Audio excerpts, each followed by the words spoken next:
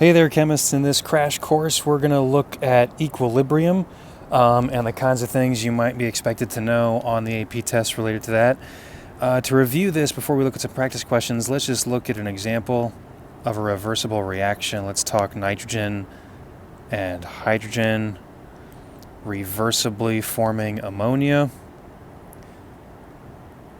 First thing to know about equilibrium is that there's an equilibrium constant, usually expressed in terms of concentrations, and it is equal to whatever your products are raised to their coefficient divided by whatever your reactants are raised to their respective coefficients. So this would be written as bracket ammonia squared divided by bracket nitrogen and bracket hydrogen cubed. There is another expression for the equilibrium constant that's related to pressure. All you really need to look out for is in case they specifically want you to write it in terms of pressures. It's very similar, but you have to use the partial pressures of the species. So the partial pressure of ammonia squared divided by the partial pressure of nitrogen times the partial pressure of hydrogen cubed. There is a relationship between these two expressions, and it has to do with the coefficients and its derivation from the ideal gas law. You do not need to know that relationship for the purposes of the AP exam. You just need to know that sometimes you're going to use concentrations and sometimes you're going to use pressures.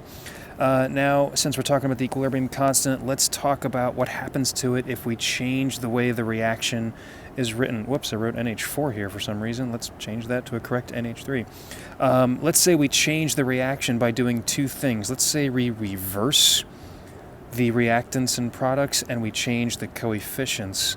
So I'm going to make this reaction, let me slide this up here, something different. I'm going to call it 4 ammonias reversibly becomes 2 nitrogens and 6 hydrogens. So if I call this first equilibrium constant just K, this new K, now that I've flipped and changed the coefficients, is going to be based on the first one, but it's not the same. Because we've reversed the direction of the reaction, you actually reciprocate the K value, and we've doubled all the coefficients. That means we have to square the original K value. So K depends on how the reaction is written. K depends on how the reaction is written. That's key.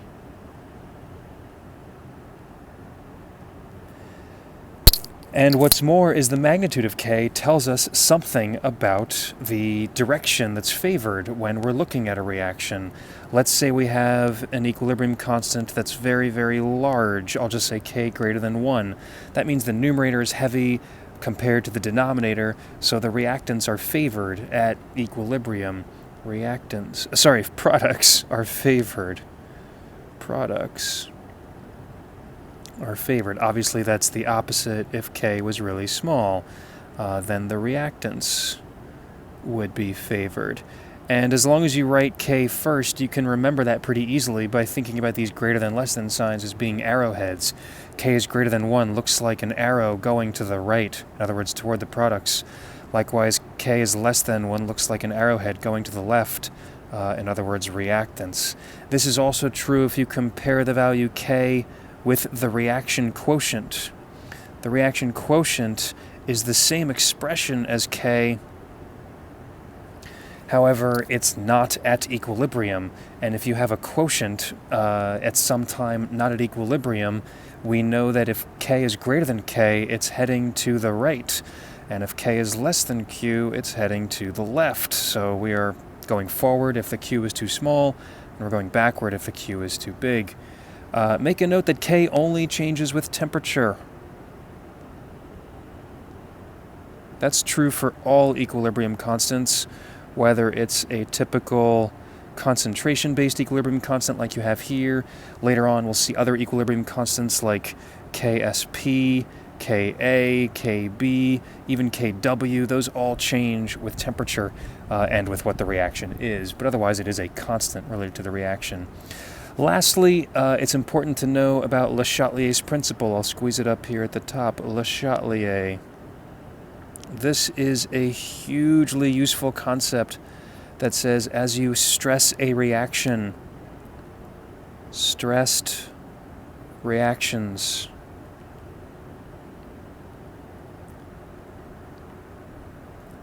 will shift to offset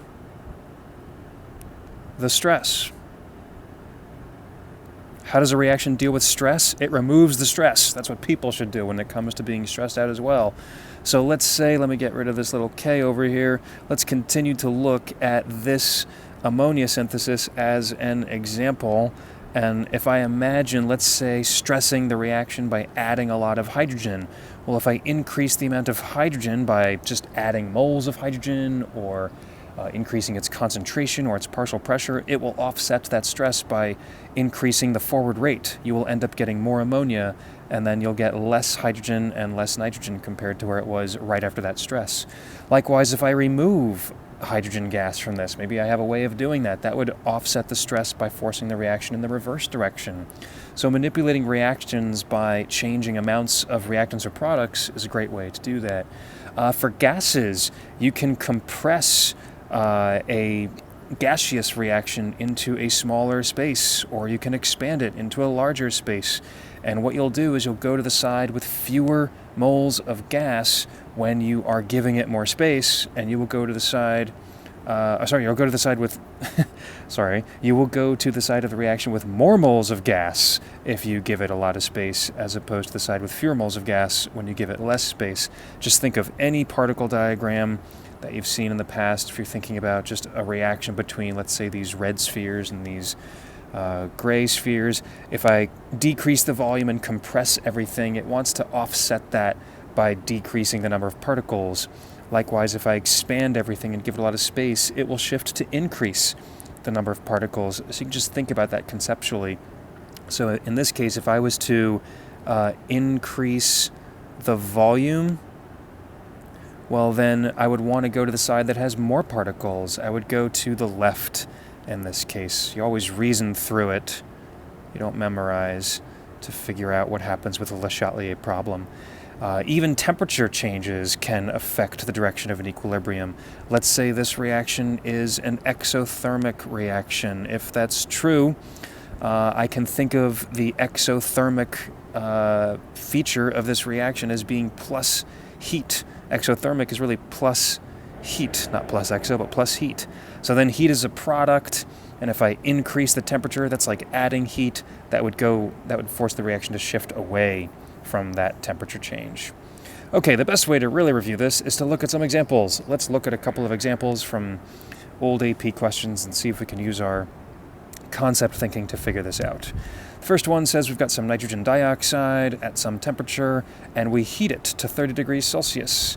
The system, which observation supports the system is equilibrated at this new temperature, and they make a note of pointing out that it's one color and then colorless as you go from the nitrogen dioxide monomers to the N2O4 dimer. So how do we tell if the system is at equilibrium? A state of equilibrium is when rates are equal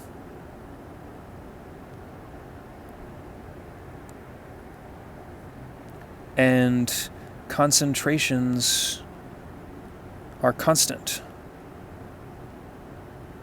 The amounts don't change with time because the rates of the forward and the reverse processes are equal. So let's see.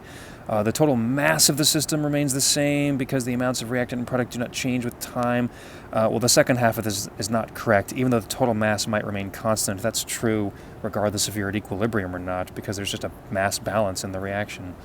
B, the color changes from brown to completely colorless because we're at equilibrium? No. At equilibrium, you're going to have some of each. That's what an equilibrium mixture means. They're both appreciably present. C, the total pressure decreases and reaches a constant value because at equilibrium the amount of reactant and product no longer change. That certainly sounds like the correct explanation of an equilibrium process, but just to make sure, D, the temperature of the system remains constant because at equilibrium the temperature must be constant. Well, if we heat it up, it could certainly change to a different temperature, but I think C is the best answer because the amount of reactant product no longer change, and that could be indicated by the pressures of the gases. Pressures are just a way of measuring amounts of substance, and indeed it is C. That is the correct answer. Let's take a look at another one. Consider the equilibrium constant that goes with this reaction. 2 SO2s plus an oxygen makes 2 SO3s. Initially, we have an atmosphere of SO2 and an atmosphere of O2. What's the equilibrium pressure of the O2? So let's actually rewrite this reaction. 2 SO2s plus an O2 turns into 2 SO3s. Now I have 1 atmosphere of SO2 and 1 atmosphere of O2, and there's a method called a Rice chart method which lets us figure out how much of these species are present at equilibrium. So my first inclination is to say I'm going to lose 2x of the sulfur dioxide, I'm going to lose x of the oxygen, and I'm going to gain 2x of the sulfur trioxide, because initially I only have the SO2 and the O2 and no SO3. And given the K value, I could certainly plug in those X expressions and solve. But look how big this K value is. That's a big number. K is big. And remember what we said in the beginning. If K is really, really big, that means products are very favored. That essentially means this reaction is probably just going to go to completion. So I could actually treat this like not even an equilibrium problem and say that for 1 atmosphere of SO2 and 1 atmosphere of O2, I am limiting in my SO2, so I'm going to lose all of it. I'm going to lose a stoichiometric amount of O2. For every 2 SO2s, I lose 1 O2. So for every 1 SO2, I'm going to lose a half of an O2. Things react in pressure ratios, and then I'll gain 1 of the SO3. So I have a half of an atmosphere of the O2 and 1 atmosphere of the SO3. If I look at the choices, it wants to know what's the equilibrium pressure of the oxygen. Well, it's probably pretty close, not to 0, but to the remaining half of an atmosphere, because K is very large, so nearly all the SO2 will be consumed and excess oxygen remains. So very tricky, because this looks like an equilibrium problem at first, but it's really just a stoichiometry question, where I have to recognize the large K value really means this just goes to completion. And that's true for many highly irreversible reactions, things like combustion reactions or whatever scenarios give you a reaction that has some reversibility, but under these conditions it's clearly very irreversible because K is big. And they hinted at that by giving me all these reminders in every single choice. I just had to pick the correct one. Another multiple choice, this one has particle diagrams. Very common thing on the AP is to see particle diagrams and recognize what's true. So here we have different times as the reaction X plus Y goes to XY proceeds, and based on the diagram, which is true, let's see, it looks like in the beginning we have only X and Y present, and then I start to develop more and more XY bimolecular molecules, and my amounts of X and Y decrease. I could certainly see them turning this into a kinetics question, where you look at the formation of product with the depletion of each reactant, and then you reach a state of equilibrium when the amounts stay constant, and the rates are proportional to those slopes, but let's just see what they're asking here. All they want to know is what's true.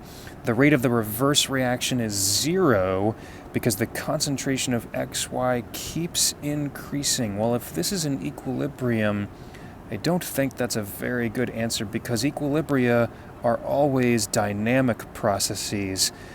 You always have some reversible rate. Even when K is really big, it's always there to some extent. It can be close to 0, but I'm not sure that's the best answer yet. B, the reverse reaction has a higher rate than the forward between the 300 second change because XY is greater than X. I think they're getting at the opposite of what's actually true. I don't think the reverse reaction is really higher here because we're making a lot of XY, so I don't like B at all. C, the forward reaction has a faster rate than the reverse reaction from 0 to 300 seconds the whole time. because more products were being formed. Yeah, that certainly looks true. We're getting more and more of the bimolecular XY molecule as individual X and Ys decrease. So I am inclined to think it's C. Let's check D.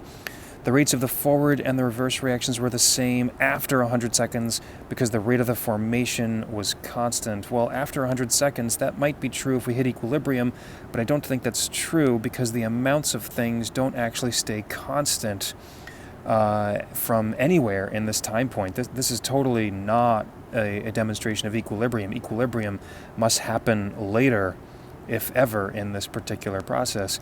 If they wanted to show me an equilibrium diagram, maybe they would ask me to do that. What would this box look like after it is still at equilibrium? You would just draw all the particles exactly the same, with exactly 1, 2, 3, 4, 5 XY molecules, 2 of the larger monoatomic ones and 2 of the smaller ones. The amount would be the same if it was at equilibrium, and that's not the case yet. So C is the best answer to that question. One more multiple choice, and then we'll do some free response. Here's a nice graph that shows where we hit equilibrium for a certain reaction.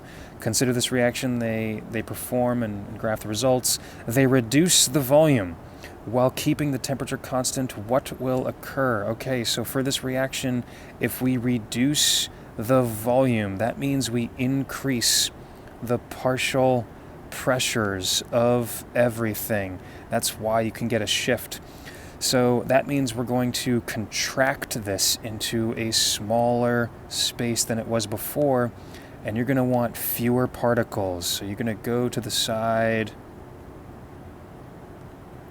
with fewer particles, specifically gaseous particles, when volume goes down. So that means I'm going to shift to the right. So shift right. So we'll see a decrease in volume, and as a result, we're going to get less of the NO and Cl2 and more of the NOCl. So the NOCl, after some equilibrium point, is going to increase, and the Cl2 and the NO are going to decrease to some new equilibrium position. All right, let's see. Having the volume will double the partial pressures. That's true. And the reaction will shift to produce fewer moles of gas. That's true. Toward more product. Yeah, that sounds true. They hit every single thing that we just recapped in choice A. Let's make sure the rest are wrong. Having the volume will double the partial pressures. That's true. The reaction will shift to more moles of gas. No, that's not true. Toward reactants. No. Having the volume will have the partial pressures. No, that's not true. Volume and pressure are inverse relationships. Having the volume will have the partial pressures. No, that's not true. So A is the correct statement. Good example of how changing the volume changes the partial pressures for gas phase reactions. Okay, let's wrap this up and look at a free response question, a big one, for the synthesis of hydrogen iodide, which has all these concepts sort of buried in one. Consider the reaction that's H2 plus I2 makes HI. It's exothermic, delta H is negative, and they give me a K value. They perform an experiment with 0.03 molar hydrogen and 0.015 iodine, and the quotient is 5.56 at the beginning. What's the initial concentration of HI? Well, the quotient is the same expression as the equilibrium constant. It's just not at equilibrium. So this would be HI squared over H2 times I2. And HI is the unknown. The H2 is known. It's 0.03. The I2 is known, it's 0.015, and the Q is known, it's 5.56. So there's our numerical setup. I have to take 5.56, multiply by 0.015 and 0.03, and then don't forget to take the square root. You get almost exactly 0.05 for the HI, and that's a molarity. I suspect they would give you 1 point for the setup and 1 for the numerical answer. After equilibrium was established, the hydrogen goes down to 0.02. What are the equilibrium values of everything else? So this is a short little rice chart problem. Let's write it out.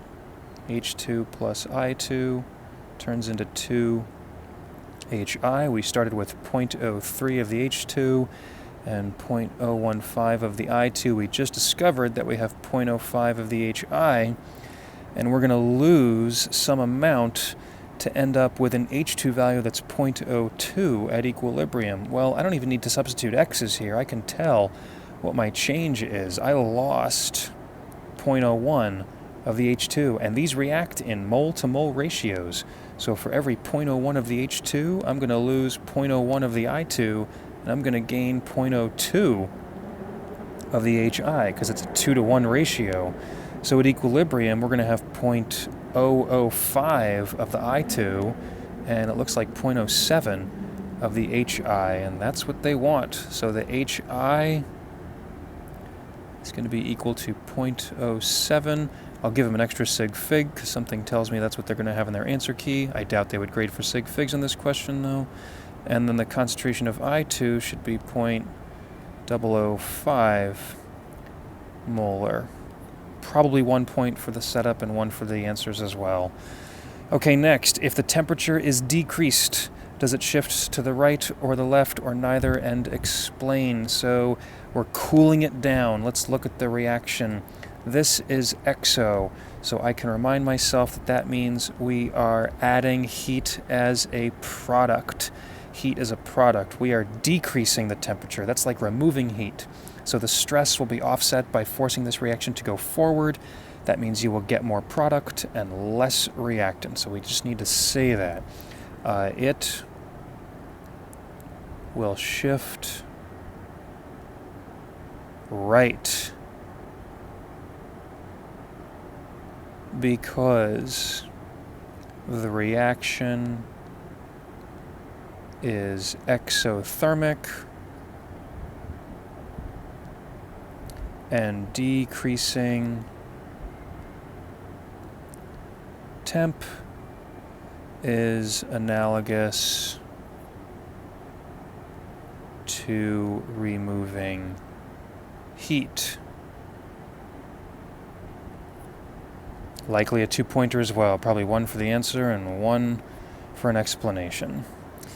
D, still going. Same concept, temperature is decreased. What happens to K? Ooh, excellent question. Okay, well we just figured out that it's going to the right, and that's a great way to remember what happens to the value of K. Again, because the reaction is exothermic, if we remove heat from this system, it's going to go more forward.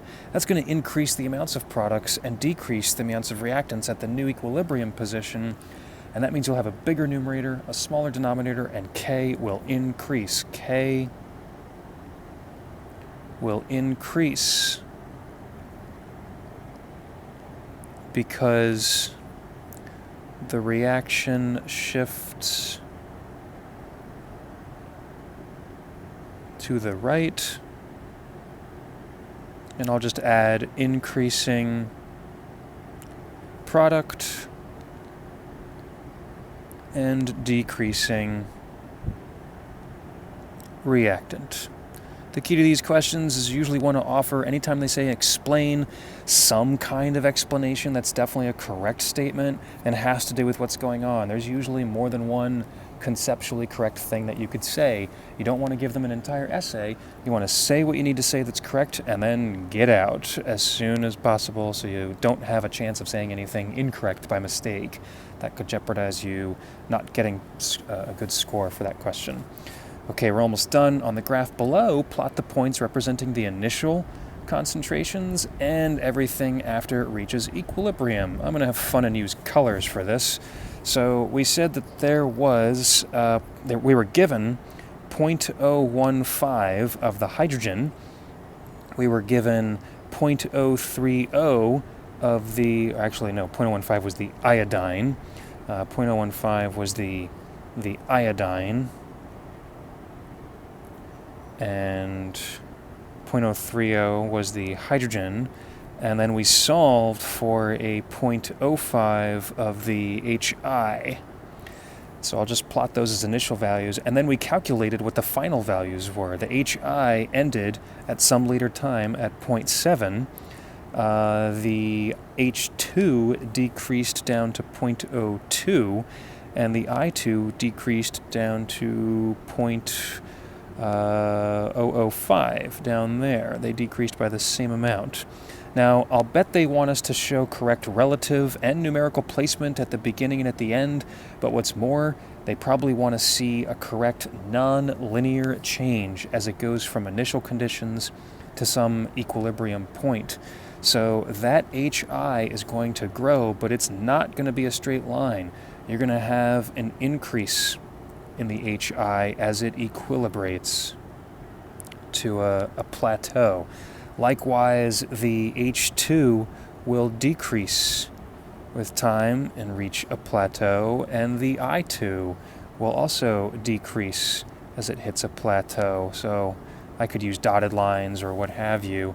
And I don't know if they would grade for this, but remember that stoichiometric ratio of 1 to 1 to 2.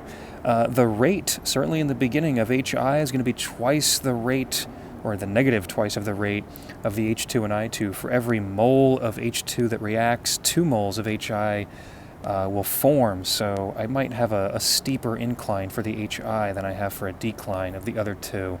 Probably more important that they're just non-linear and labeled, but if you want to be picky with your own drawing, that probably what a good drawing would look like. Last one, the box below is a mixture of all three things. Next to it, show it at a new equilibrium at a lower temperature. Okay, so we just said a lower temperature increases the product and decreases the reactant. Well, I only have 2 equivalents of the H2 and 2 equivalents of the I2, and I'm assuming the lower temperature, or whatever it is, still has some of those things present, but I'm going to then decrease them, so I think I'm only going to have 1 equivalent of the H2, and then probably only 1 equivalent of the I2, and then I'm going to have a whole lot of the HI as a result. I'll just check. It looks like we had 1, 2, 3, 4, 5, 6, 7, 8, 9, 10. And if I react 1 of each of those, I'm going to get 2 more. So I'm going to draw a total of 12 of these things. Try to be smart and actually just cut and paste them a little bit and make them a little bit scattered throughout as we go around, but that should give me a conservation of mass if I show that in my box somewhere. It's very common that the AP asks you to draw particle diagrams and show random arrangements. You don't want to accidentally draw this like a solid. How many do we got? 1, 2, 3, 4, 5, 6, 7, 8. I still need 4 more.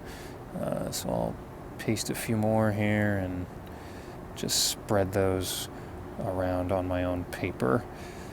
I drew them a little too big, but that's okay. I think they would just look to see how many there are. I pity the person that has to grade these and just count the dots, but I suspect that would be an acceptable answer. We would have to show less of the reactant in each case and then more of the product just scattered throughout.